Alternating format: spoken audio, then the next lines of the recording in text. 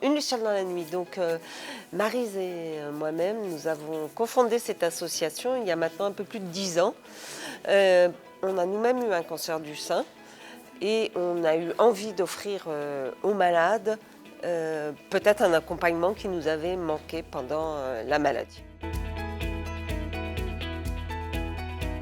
On essaye de faire de la prévention, comme je vous le disais, auprès du grand public, mais également auprès de publics ciblés. La CPAM du Val d'Oise nous fait confiance maintenant, je crois que ça fait 1 an et demi, 2 ans qu'on vient régulièrement pour parler prévention et dépistage des cancers, que ce soit cancer du sein ou cancer du côlon. Et pour la première fois, cancer du col de l'utérus. Voilà, on se déplace dans les établissements hospitaliers pour parler au public, là aussi, de prévention et dépistage. On intervient auprès des salariés des entreprises.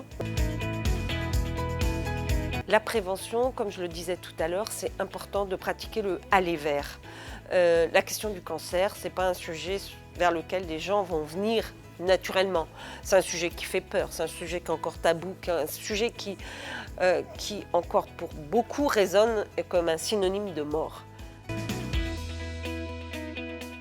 Eh ben, c'est un frottis entre 25 et 65 ans.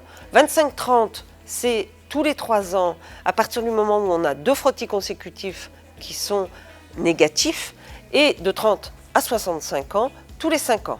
Souvent, il n'y a pas de signe avant-coureur.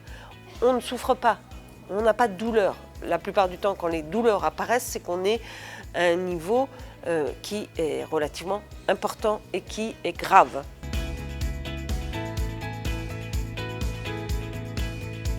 Je suis ravie que la CPAM nous fasse confiance à l'association pour venir parler au grand public de ces actions de prévention, de les sensibiliser. Moi, je suis honorée, voilà, qu'on nous laisse intervenir de cette manière-là et qu'on nous accueille dans les agences du Val d'Oise pour venir parler prévention.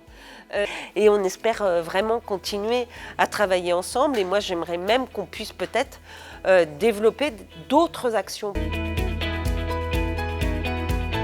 Que plus de personnes puissent bénéficier de l'accompagnement qu'on propose, que peut-être que demain, parce qu'on aura fait suffisamment de prévention, on sera dans un monde sans cancer. Ça, j'aimerais bien pouvoir dire je ferme l'association parce qu'il n'y a plus de cancer, ça serait le rêve idéal. On tombe comme ça nez à nez sur une association et puis on peut poser des questions. Comme ça, c'est très utile pour les personnes, quoi. Il y a des gens qui savent chercher des informations, mais il y a des gens qui ne savent pas. Par exemple, moi, j'ai des questions personnellement. Ma femme, elle est en difficulté par rapport à la santé, donc j'ai posé des questions. Je me suis renseigné auprès de dames et elle m'a apporté beaucoup d'informations.